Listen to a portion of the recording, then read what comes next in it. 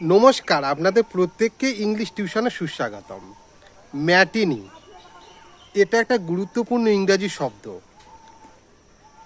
A play, concert, cinema or any kind of entertainment event that take place in the afternoon, অর্থাৎ নাটক, সঙ্গীত অনুষ্ঠান, cinema অথবা যে কোনো বিনোদনমূলক অনুষ্ঠান যেটা বিকালের সময় অনুষ্ঠিত হয় তাকে বলা হয় ম্যাটিনি শো, অর্থাৎ বিকালের অনুষ্ঠান।